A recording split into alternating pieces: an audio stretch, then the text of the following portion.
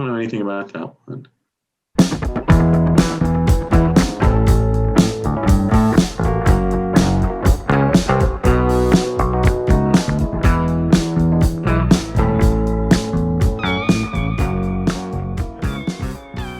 What's up, everybody? Welcome to Listography, or back to Listography. If you're a returning fan, a new fan, just found the channel.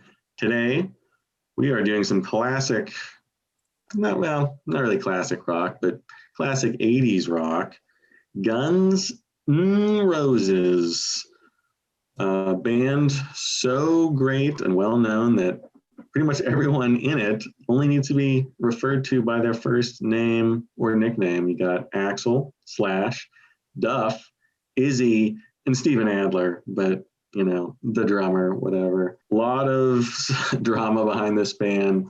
Burst on the scene with Appetite for Distraction, put out a couple more albums, broke apart, very sort of contentious relationship in the media.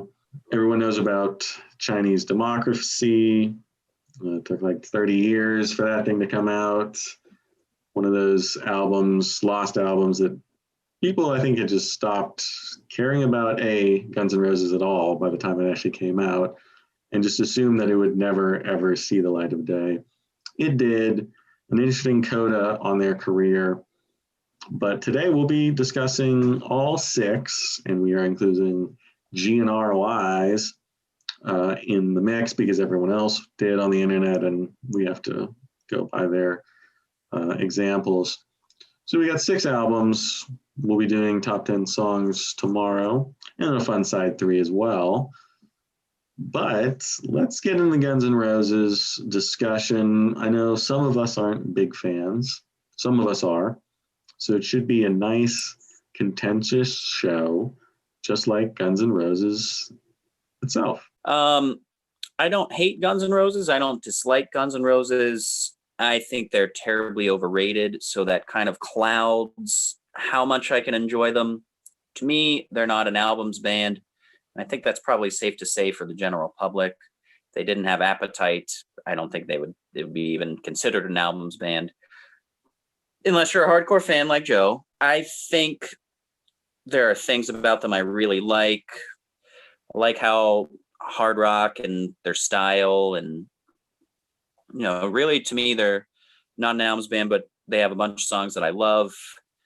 I'll get into more of the things that I love and the problems that I've got, but to me, I think one of the reasons why they're overrated is just because they're a little bit just perfect time, perfect place. Like they were perfect for people that were sick of pretty boy metal right before grunge, when probably some classic rock fans got turned off by that. But they've got, you know, really cool style, some really great songs, good guitar playing. They're fine. Nothing I wouldn't rather have with Aerosmith, though. I'm a big Aerosmith fan, and to me, they're kind of like the lackluster Aerosmith in a way. All right, so this is an admission that may shock you, but I think this might be the first time I've ever listened to a Guns N' Roses album from front to back. I think I've probably heard every single song on Appetite before, but I don't think I've ever sat down and listened to it start to finish. So that sort of says something about like what I think about their hits and their singles and how much I like them, that I just never even bothered. So that's where I'm coming from. Let's get in the rankings. Jason, why don't you start? I'm going with 1.5 stars to Chinese Democracy. Now, I know Joe likes this record. It made his top 5 in, what year was it, Joe? 2008? And I don't think it's that terrible. Like, there's definitely people that think it's awful. And I think it did get some good reviews when it came out also. I can see why it got okay reviews, because I think some of the songs are okay. There's some pretty good catchy melodies on here, and his voice sounds way better than it has any right to at this stage in the game, especially with the way he sings. He sounds good. But the production choices on this are just not good. They're dated. You can tell almost like different stages of making the record, like in 5-year chunks of where the songs came from. Like there's all this like weird dated production, this kind of like new metal stuff coming in that doesn't belong on a Guns N' Roses record. It's way too long. I mean, I think if you cut the fat, some of the bad tracks from this, got it down to like 45 minutes, and then had someone come in and just like rework the songs and produce it differently and a little more cohesively, it could have been an album that blew people away. But instead, it's just one of the most overthought, overcooked, just like every decision just seemed like it weighed on his mind for like 10 years. And then he fumbled the ball when he decided what to do.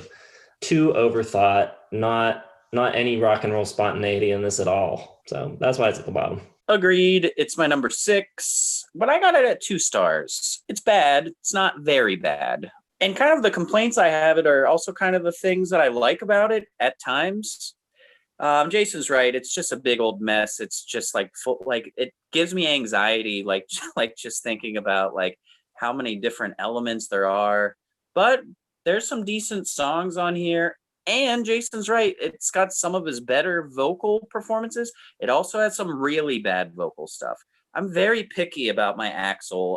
Sometimes I like when he gets really high and shrieky. Sometimes I don't. A lot of times I really hate when he does the really low, like, and I don't know, one song in particular, I just couldn't stand the vocals on. I think it was Street of Dreams. Don't really hate the lyrics on this. I feel like every song has a nice kind of theme. You know what it's about. IRS is kind of cool.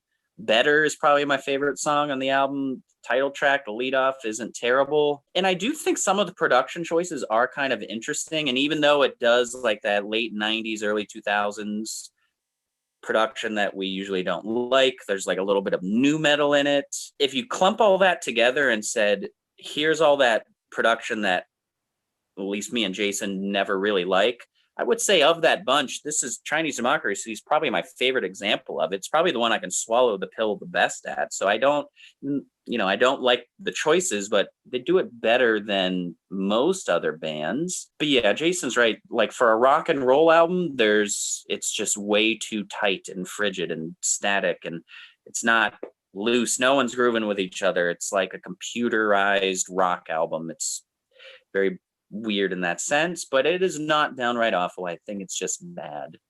Chinese Democracy number 6, 2 stars. Your both of your criticisms are valid. I think those are all good points about that album, but I have it higher on my list. I can't say much higher because there's only 6 albums and it's obviously not going to be number 1. So, but not at the bottom. My bottom's going to be The Spaghetti Incident? ? Kind of pointless stopgap. We need to get one more album out on our record contract kind of thing. But the covers are surprisingly fun.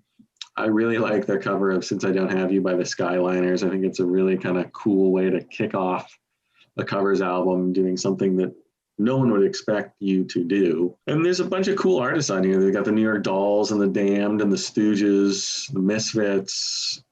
They definitely didn't like go the easy way and just do a bunch of like bluesy kind of covers. They're doing some of their lesser known influences, but you can still hear some of that stuff on Appetite for Destruction, that kind of speed, the attitude. New Rose by the Damned's a great cover. Human Being, New York Dolls cover is pretty fun. The only one I think isn't great, Hair of the Dog by Nazareth, but I don't really like that song to begin with. Everything else, pretty darn good. I think as a whole, I think the band sounds good. I think Axl sounds good. I like that Duff has some lead vocal parts as well. So I give it 3.5 stars. I think it's a pretty fun covers album. And we've done a lot of covers albums where it's just like snooze, boring, lame covers, obvious songs. But I really like the set list, the track listing on this one, and I think they do a great job with it. But it's still at the bottom, but I think it's a worthy listen. 3.5 stars. Number 5, I think I'm going to stay at 1.5 stars for this one, and that is Use Your Illusion 2. I think I read that this debuted at number 1, and Use Your Illusion 1 debuted at number 2. Why? Why did this outsell the Use Your Illusion 1? They were released at the same time. It had the hit? What hit? It had the first. Who has Knockin' on Heaven's Door? This one, but the first single was "You Could Be Mine" from the Terminator 2 soundtrack, I believe, was the first like song that was out there from this project. So yeah, this one outsold it. That is super bizarre to me, but okay. I mean, the whole thing is just super bloated. I mean, it's essentially a quadruple album. I mean, there's just, I don't know. All the good ideas are on the first one, and all the worst ideas, like the really cringy ones, are on this album. Like Get in the Ring, Pretty Tied Up, Locomotive, My World. These are all 0-star songs. And also, I find it so weird when Axl swears on this record. It seems so inauthentic and weird. It's like he's doing it just to get a parental advisory sticker or something. It just seems so forced. I don't know. I don't get it. I think there's a lot of really embarrassing moments on this record. Civil War is awesome though. That's the saving grace of the record, but the rest of it, nah, not very good. I think you got it flipped, my friend. I think you got the Use Your Illusions wrong. But my number 5 is going to be The Spaghetti Incident. I don't look it, but I'm half Italian, so I know a good pasta when I see it, and it is not this Chef Boyardee album cover BS. It's terrible looking spaghetti. It's a terrible album cover, and it is a terrible bunch of covers. I've got it at 2 stars. I'm with Joe. New Rose is the best one, but I don't think there's a good one other than that. And I will give him credit for kind of digging deep and getting some stuff that aren't obvious covers. Like by now you would think they would do Aerosmith and, Thin Lizzy and stuff like that, which they probably should have done. Yeah, I don't really think any of these sound really good. I think Raw Power is pretty weak. Hair of the Dog's pretty weak. Attitude is pretty weak. And my least favorite is probably Since I Don't Have You. I don't know what they were going for there. So opening with that, really can't get into. But I edge it out over Chinese Democracy just because these original tracks at least have some good or better songwriting substance to them. So 2 stars. Number 5, The Spaghetti Incident. I don't know how Jason is going to talk about Locomotive like that when I'm sitting right here. My number 4 is going to be GNR Lies, not a real album.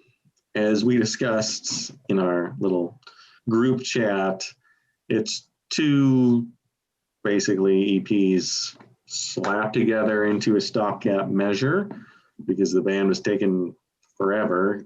Usually when you have like a 17 million selling album, you want to follow it up soon with the sophomore.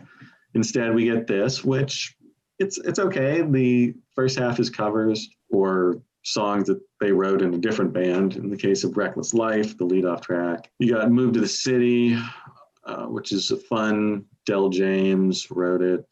I don't actually know where that one came from, but it's a cool song. I have no idea. I always thought it was like an oldie that they updated, but I don't think it is. I think it's like an original track.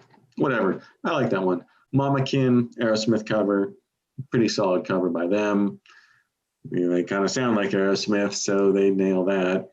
Second half was nice acoustic songs, Patience, a classic. Really nice, really pretty, totally against the grain for them. They follow that up with Used to Love Her, which lyrically not great. Then they have an acoustic cover of their own song, You Were Crazy. And then another one, controversial, One in a Million. Again, lyrics, not great on this one. But I think as a whole, it's good. I mean, it's a good listen. I give it 3.5 stars. Again, it's not a real Guns N' Roses album. It's 2 things slapped together, but it gets the job done well enough, I guess, while they were waiting for Use Your Illusion 1 and 2 to come out. All right. Yeah. GNR Lies is my number 4 as well. I'll give it 2 stars. Not great. And judging it as an LP, also not great because it's these 2 separate halves. I definitely prefer the first half, the live half, even though it's not actually live. I don't know. I like these kind of faux live records where they just slap some crowd noise on it. Move to the City is the obvious standout, I think, on this whole thing. I've never really been much of a fan of Patience. I don't really like his vocals on it at all, but yeah, it's all right. It's not really a real record. I probably wouldn't have counted it if you guys didn't push me to include it. So number 4, it's fine. Number 4 for me is Use Your Illusion 1. I'm really shocked Jason hasn't talked about this one yet because he doesn't like Guns N' Roses. And this is 1 hour and 16 minutes of Guns N' Roses. And other than really the 3 hits that are on it, Live and Let Die, Don't Cry, and November Rain, I think this and Use Your Illusion 2 really suffer from just some of the most mediocre hard rock songs you've ever heard. Not memorable, nothing, like even for Slash, like some of this guitar is just really watered down. It's just really boring bar rock at times. You know, Slash and Stradlin are my favorite things about the band. So when you've got 3/5 of the members that you don't think have a whole lot of talent, it makes it difficult. Yeah, like Back Off Bitch, Garden of Eden, ending with Coma at 10 minutes is just, it's already so long, and then it just keeps going and going and going. I don't like how it starts with Dust and Bones and Right Next Door to Hell as the first song. It's just, this is one of the biggest chores to get through. It is lucky enough to get broken up by, like, you get Live and Let Die and Don't Cry. And then in the middle, you get November Rain. I like those songs a good bit. But yeah, I don't know if we've reviewed an album that is this long. I mean, there are films that are shorter than this. So it's tough. You got to show a little bit more restraint and self-awareness than putting that much music on without realizing that a lot of these songs just aren't really good enough to be on a 35-minute LP anyways, to me. So I'm going 2 stars for Use Your Illusion 1. But my favorite thing about Use Your Illusion is we do get the Arrested Development jokes about it, if anyone knows what I'm talking about. So we get that. Well, you say you're a big Slash Stradlin fan. This is like all Izzy stuff. Like, he's the kind of classic bluesy rocker. So maybe you really just like Axl Rose. I think that might be what it comes down to. If you prefer Use Your Illusion 2, that's all Axl. Sure, but I mean, my favorite stuff on Appetite is going to be the more Izzy-driven stuff. This just isn't very good Izzy. Okay. My number 4 is going to be Chinese Democracy. It took them, well, I don't know, 30 years to make or something. It really wasn't worth the wait, but I still like it a lot because I think it's extremely interesting and just kind of completely displaced from like rock, blues rock, like anything that they had started doing. None of that at all is on this album. It's like all Axl, like all in his head. He's been writing these lyrics for like 20, 30 years about like already like trying to like answer critics who he knows are going to trash this album. Like, he's such a weird dude, but for some reason this album just works for me. Like all the weird kind of electronic flourishes and elements. A track like If the World sounds exactly like Faith No More in 1997. So like he's stuck in like the late 90s. He loved Nine Inch Nails. Like that was his whole like inspiration. But it took him so long to get this out that like everyone had forgotten about all of that sound already. So it's just really bizarre.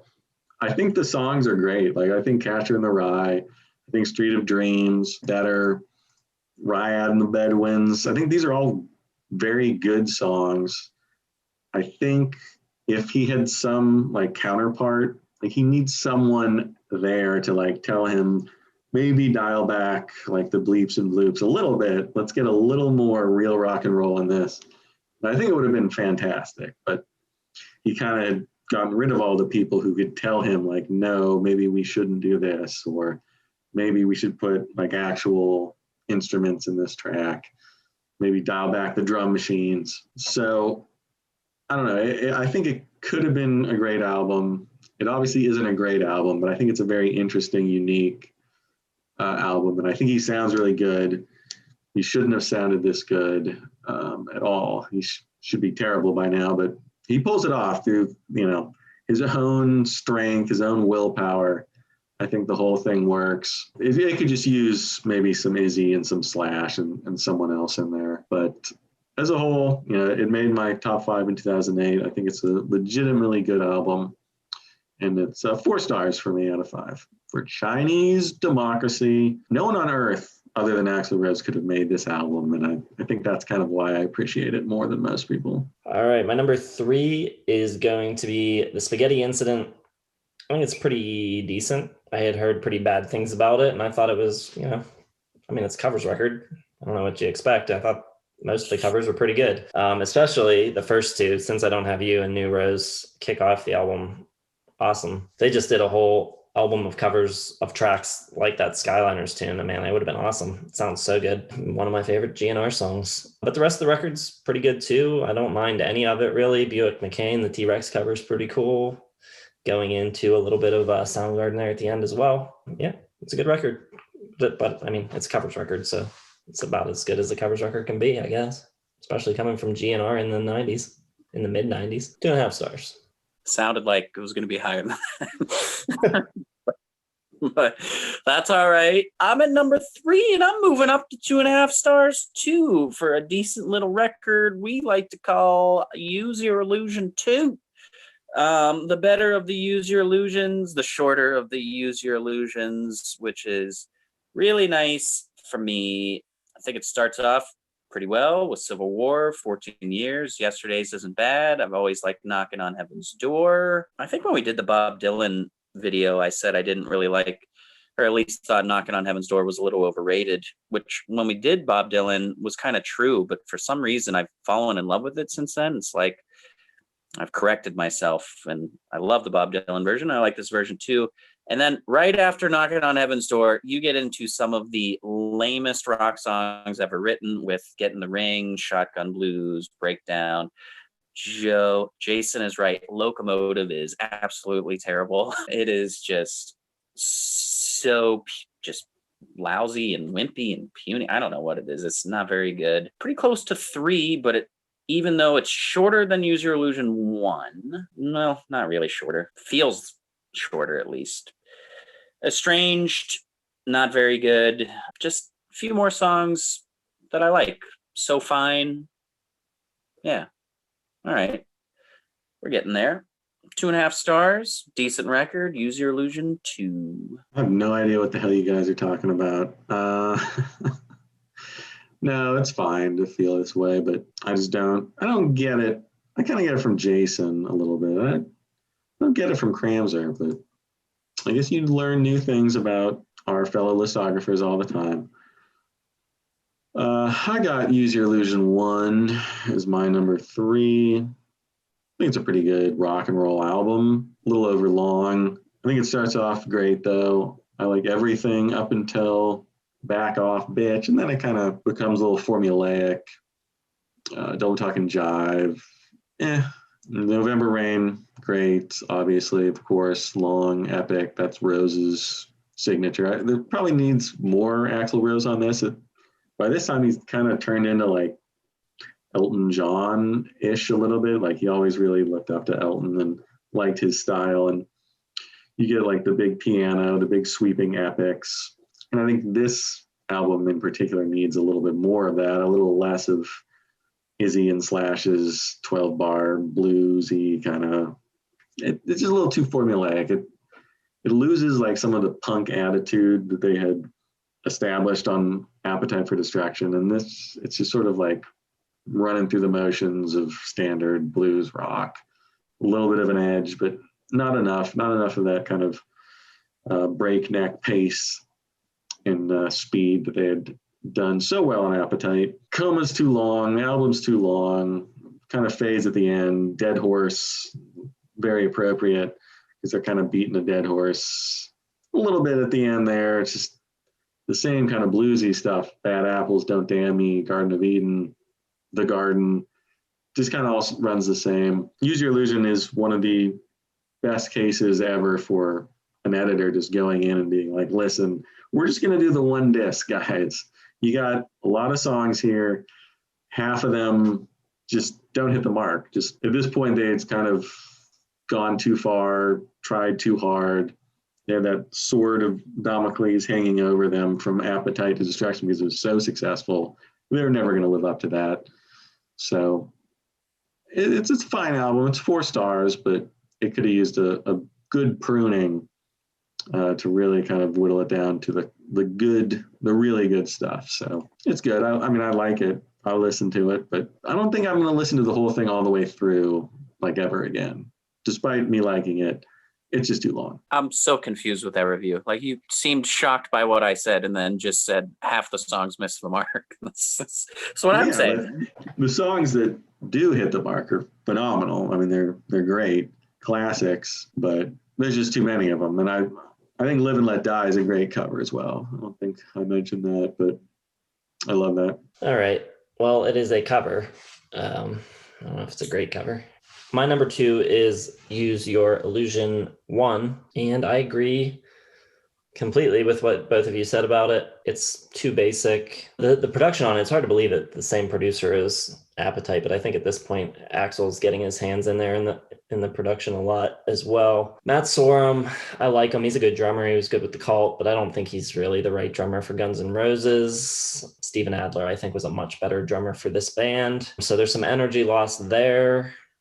The production's kind of weak, like I said. The songs are really just kind of run-of-the-mill bar rock, but I have it at number 2 because it avoids ever getting embarrassing like Use Your Illusion 2 does, which I think has some really low moments, and this record I don't think ever sinks to that level. Everything here, at worst, is just kind of ignorable. I love Don't Cry, one of my favorite Guns N' Roses songs. I think that song's great. I like Dead Horse. At the end, I think it's a pretty good tune. And Live and Let Die is okay. I mean, it's a great song, obviously. I don't mind listening to it, but I'd rather listen to McCartney and Wings do it than GNR. But I've got it number 2 at 2.5 stars. All right, my number 2 is going to be GNR Lies, and I got it at 3 stars. I think this is a good record. I like the live stuff. I like the second half. No doubt about it. Used to Love Her has its problematic, misogynist lyrics, but I don't think it's a terrible song. I think there are songs that are beloved still in rock history that are just as problematic and probably even more so. Patience is awesome. 1 in a Million is no Gouda. And You're Crazy is okay. For me, I just really think that, the covers at the beginning and Move to the City, I think they translate really good live. It makes me appreciate Guns N' Roses a good bit. Patience on the second half, one of my favorite songs of all time. I don't think we talked about that in our old douchebag acoustic guitar in college songs, but I'm pretty sure me and a guy named Mitch Kramer, not the character from Dazed and Confused in college, used to whip that one out with some whistling time to time. And yeah, I think start to finish, although I'd probably stop after You're Crazy, is a good album. So 3 stars. Number 2, GNR Lies. Well, it's hard to whistle in key, which is probably something that keeps some people from playing it. Did you do the whistling or did Mitch? All right. Well, really giving our viewers their money's worth today. I can also do the whistle at the beginning of Night Train if you want, but we'll save that for another time. Don't worry, you've already scared them off with your low star ratings. Don't worry. Although not really. I don't think any of our viewers really like Guns N' Roses that much. But isn't that the thing with Guns N' Roses is like most fans really only know Appetite and the hits? Like, are we going to get a lot of Spaghetti Incident diehards here? No, I think somehow I think the critics like Guns N' Roses better than like the regular music kind of fan. At least that's what I'm assuming is going to happen, because all these albums got pretty darn good reviews back when they came out, which sort of surprised me because they don't seem like a critic kind of favorite, but people seem to appreciate their grungy dirtiness in a time of hair metal. So it'll be interesting to see what people think about them now, if people like them or feel the way you guys do and just really hate them and hope they die. Now I'm just messing around. My number 2 is going to be Use Your Illusion 2. I made my top 5 in 91, very strong year. And I'm going to stick with my 4.5 stars that I had it back then. I think it's pretty darn good. It's a lot more interesting than Use Your Illusion 1 because of Axl's kind of hand in it. Something like Estranged, 9-minute long, sort of epic, multi-parts, a lot of piano all over this album. I think Civil War is a good kind of lead-off track, big, long, epic. A lot of long tracks on here. You have that, Breakdown, Locomotive, a lot of epics. They really, again, they could have used an editor on some of these songs and this whole album, but I think the songs that do work, 14 Years, Yesterdays, you got Izzy singing lead on 14 Years, which is cool, and Duff on So Fine. So you kind of get a little bit of, variety mixed in on this one. I love Locomotive. I think it's great. I love Slash's outro guitar parts. I love the sort of rapid fire vocals, the low and the normal together. I think sounds cool. I think You Could Be Mine's a great rocker. I don't know why Don't Cry is on both albums. Doesn't make any sense at all why they would do that, but kind of puts this one over the top because that's a great song. And the fact that it's on here, if it was only on Use Your Illusion 1, I think it'd be pretty close. But the fact that you get Don't Cry anyway on this one, whatever. I don't think anyone knew at all what the hell they were doing. Like when they made this, like none of this seems planned out or like well thought out at all. So the fact that it worked as well as it did is kind of a miracle. Seems like their entire output just makes no sense at all. So whatever. I think the songwriting's there. The songs are there. I even like Knockin' on Heaven's Door, which I hate the Bob Dylan version, but I like this one. So good album, good all the way through. A lot of kind of cool, interesting stuff. And I think Axl sounds great.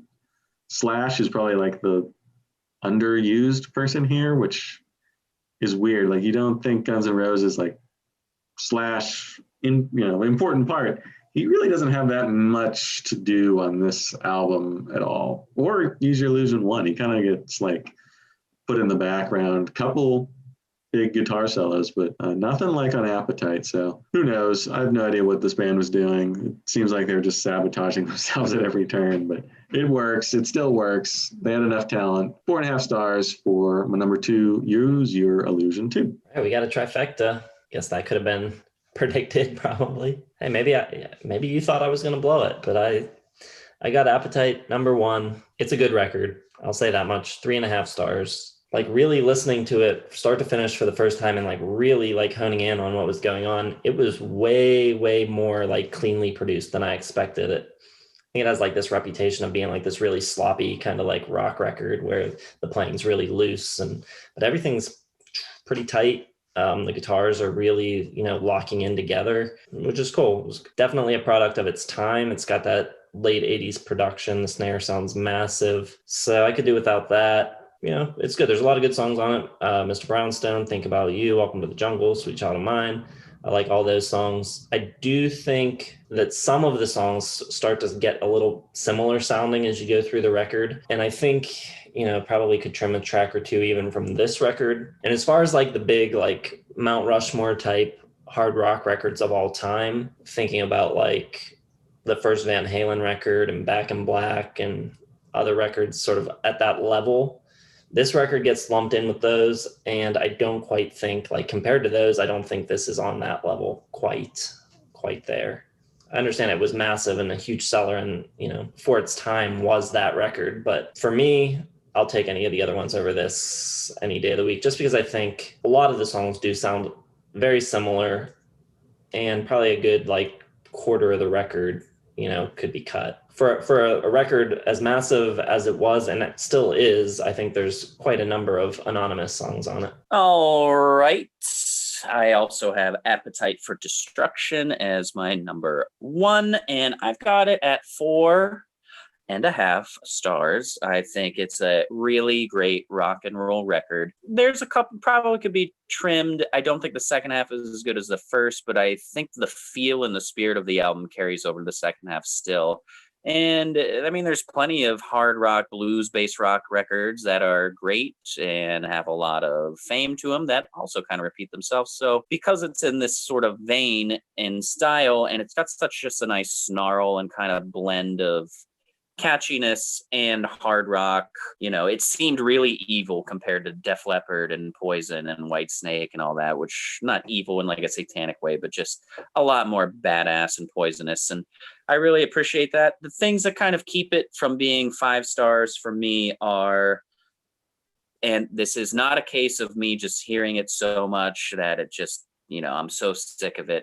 I have never for a second of my life liked Paradise City. I have always hated it. I absolutely hate this song. I'm sorry. I can't stand it. And I think Sweet Child of Mine is a little overrated, or probably really overrated. I think it's good. I can't tell you how many people I know that it's like their favorite song ever. I don't get it. They're 2 of the weaker songs on here, but some of the best hard rock songs of the last 45 years are Welcome to the Jungle, Night Train, Mr. Brownstone, Thinking About You, Rocket Queen. I mean, there's just so much really cool, just double guitar attack. This is the best Axl, this is the best Izzy, this is the best Slash. Other than Paradise City, not a really bad track on it. Maybe just a little bit of filler, but I think you could say that about some of my more favorite Aerosmith albums too. So I got it at 4.5. I think it's really great. Appetite for Destruction. Yes, Appetite for Destruction is number one. All of our number ones, consensus. I can't imagine there's that many even Guns N' Roses fanatics that don't have this at number one. It's number one on all the critics' lists. It's usually, generally regarded as one of the top 50, top 100 albums ever made. And I hear it. I think this is as good as hard rock gets. I put it on the same level as Van Halen 1. Put it probably ahead of, something like Back in Black. On the same level as Toys in the Attic, Rocks. It's just so big. It's so kind of hard rock, bluesy, but also at the same time, it's got this like punk kind of edge spirit to it. The songs are really fast. There's not a lot of sort of like going about the, just the standard blues licks and stuff like that. Everything's like turned up to 11 here. A lot of drugs were involved, I'm sure.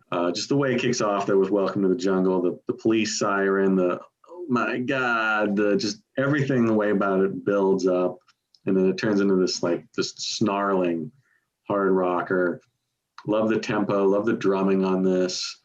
Really great grooves from the bass all over this album. Really classic songs. You got Night Train and Mr. Brownstone. I think the big hits are as good as their reputation. I really like Paradise City. I love Sweet Child of Mine. I love Welcome to the Jungle. I think they're all really great. I think the singing is very unique from Axl. The guitar playing, it's very good. It's not like revolutionary, but the way that Izzy and Slash kind of weave everything together makes it sound really good. You put headphones on and you can hear each individual part really well, really clean. I just think it has a little bit of everything. It's got the classic rock guitar solo stuff from Slash. It's got the blues stuff from Izzy. But the rhythm section's really driving, pushing things forward, really, just up tempo the whole time, never kind of sinks into sort of, blandness. Yeah, it's long. It's 54 minutes long. Maybe drags a little at the end, but I think as a whole, there's enough to kind of separate it out with the big hits, the Sweet Child of Mines and Paradise Cities, etc. I love it. I think it's pretty much perfect. Yeah, it's a really great, it was my winner, 1987. It's not a unique or interesting pick for my winner, but I can't deny it feels like one of those inevitable albums that just overtakes you with everything. So I think it's great. It is my number one Guns N' Roses and the consensus, and probably everyone's consensus pick for number one. Did forget to mention another thing that holds me back from the 5-star rating other than Paradise City. I don't mind the bass playing on it, but I don't like the tone at all. I think it's really way too high and just sounds like it's like a balloon about the pop. I don't know what it is. I wish it was a little dirtier and darker. Interesting. Well, Jason, you have anything to add? I disagree with that. I think Duff's bass playing is maybe the best thing about the whole record. So the playing is fine. It's the tone I'm not crazy about. Disagree. I love kind of the metallic sound. Like, I think it sounds really good because it's not quite like that classic rock bass sound. Like, it's punky. It's very kind of metallic. And I think that works well to sort of differentiate this album from like the standard bloated kind of classic rock blues band. But to each their own. At least we all got this one right. Nobody went off the board with some ridiculous pick like we are want to do sometimes. But I think that wraps it up. I think Guns N' Roses is an interesting band, but they're not that interesting to talk about. Kind of people already know the deal with the drama and whatever. If they'd just like stayed together and not been like just dicks all the time, I think they could have put out some really great music after Appetite. And even though I like Use Your Illusions, I can't help but feel like they probably could have done better if they had like not constantly been infighting and everything else. So that's kind of a problem I have is like I don't have a chance to like them any more than I do after Appetite, because they have a couple more albums, but they're all just such a mess, and it's like they're never putting their best foot forward after this. Like it's just I don't have a shot at liking them any more than I do. Valid criticisms for sure. I don't think they deserve the benefit of the doubt to begin with, because they kind of seem like jerks, but I still like them. So let's hear from you. Leave your ranking of the 6 Guns N' Roses albums in the comments. We always enjoy reading and responding to them. Like the video, hit the bell for notifications. Check out the description for Facebook, Twitter, Instagram. We have a website. We promise we're going to use it someday. So check there every once in a while. We might have something interesting up. And tune in tomorrow. We're going to do our top 10 Guns N' Roses songs. And we got a side 3 on Thursday that will deal with a good one for them. Bands that could never kind of live up to their debuts. So yeah, Guns N' Roses, we're looking at you with that one. So stay tuned all week, and we'll see you next time on Listography.